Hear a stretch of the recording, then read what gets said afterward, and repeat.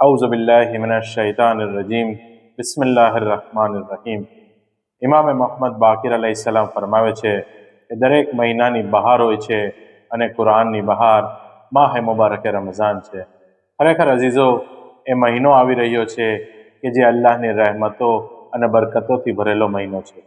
રસૂલ ખુદા સલ્લલ્લાહુ અલૈહિ વસલ્લમ એક હદીસમાં ફરમાવે છે કે માહે મુબારકે રમઝાનની ફઝીલત બાકી બધા મહિનાઓ પર એવી છે જેવી અલી ઇબ્ન અબી તાલિબ અલૈહિસ્સલામની ફઝીલત બીજા ઇન્સાનો ઉપર છે. રસૂલ અકરમ સલ્લલ્લાહુ અલૈહિ વસલ્લમ પોતાના ખુતબામાં ફરમાવે છે કે આ એ મહિનો છે કે જેમાં અલ્લાહ સુબ્હાનહુ તઆલાએ આપણને મહેમાન નવાઝીમાં બોલાવ્યા છે, કે જેમાં શ્વાસ લેવું તસ્બીહ છે અને ઇન્સાનનું સૂ ઇબાદત છે. આ મહિનામાં આમાલ કબૂલ થાય છે અને દુઆઓ મુસ્તજાબ થાય છે. આ મહિનામાં અલ્લાહ તૌબાને કબૂલ કરે છે. આગળ રિવાયતમાં મળે છે કે દરરોજ ઇફતારના સમયે અલ્લાહ સુબ્હાનહુ તઆલા 1,00,000 લોકોને જહન્નમની આગથી નજાત આપે છે. આ મહિનામાં જન્નતના દરવાજા ખોલી દેવામાં આવે છે અને જહન્નમના દરવાજાને બંધ કરી દેવામાં આવે છે. રિવાયતમાં મળે છે કે માહે મુબારકે રમઝાનમાં 4 કામ એવા છે કે જે કરવાવાળા લોકોની જન્નત રાહ જોઈ રહી છે. તેમાંથી પહેલું, ભૂખ્યાને ખાણું ખવડાવવું. બીજું, કુરાનની તિલાવત કરવાવાળા. ત્રીજું, રોઝા રાખવાવાળા. અને ચોથું, પોતાની જબાનને મહેફૂઝ રાખવાવાળા. અઝીઝો, દરેક આમાલ આપણે નિયતની સાથે કરીએ છીએ તો તેનો સવાબ આપણને મળે છે. પરંતુ આ મહિનો અજીબ મહિનો છે.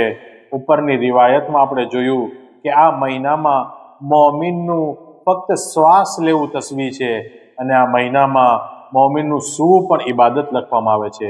તો જરા તસવ્વુર કરો કે જે મહિનામાં એ અમલ કે જેની બીજા મહિનામાં કોઈ કિંમત નથી, તેનો અગર અલ્લાહ આટલો બધો સવાબ આપી રહ્યો છે તો બીજા સારા અને નેક અમલ કરવાનો કેટલો સવાબ હશે.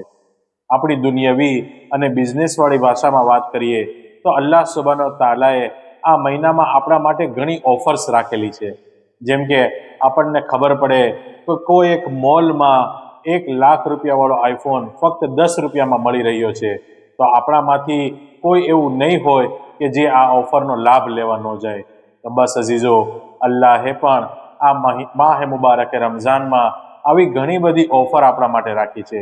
જેમ કે આમ દિવસોમાં કુરાનની એક આયત પડવાનો સવાબ એક આયતનો હોય છે, પરંતુ માહે મુબારકે રમઝાનમાં અગર કોઈ ઇન્સાન કુરાનની એક આયત પડે તો તેનો સવાબ આખું કુરાન ખત્મ કરવાનો મળે છે. અઝીઝો, આ જ માહે મુબારક રમઝાનની તમામ અફઝલ રાત્રિઓમાં 3 સૌથી વધારે અઝીમ રાત્રિઓ પણ રાખી છે કે જેને શબે કદ્ર કહીએ છીએ. આ રાત્રિઓમાં ઇબાદત કરવું તે 1,000 મહિનાની ઇબાદત કરતાં બહેતર છે. અઝીઝો, આ એ રાત્રિઓ છે કે જેમાં આપણા આખા વર્ષની તકદીર મુઅય્યન કરવામાં આવે છે, દુઆઓને કબૂલ કરવામાં આવે છે, ફરિસ્તાઓનો જમીન ઉપર જમાવડો હોય છે. આપણી જાતને જમાનાના ઇમામ અલૈહિસ્સલામથી જોડવાની રાત છે, કારણ કે આપણા તમામ આમાલ તેમની ખિદમતમાં પેશ કરવામાં આવે છે. ઇમામ સાદિક અલૈહિસ્સલામ ફરમાવે છે કે અગર કોઈ ઇન્સાન આ રાત્રિમાં પોતાના ગુનાહોને માફ ન કરાવી શક્યો તો પછી તેણે પોતાના ગુનાહોની માફી માટે અરફાના દિવસે અરફાના મેદાનમાં જવું પડશે. માટે અઝીઝો અને દોસ્તો, હવે આપણે વિચારવું જોઈએ કે બહેતરીન મોકો છે. ખરેખર અલ્લાહનો શુક્ર છે કે આપણને આ અઝીમ મહિનો નસીબ થવા જઈ રહ્યો છે.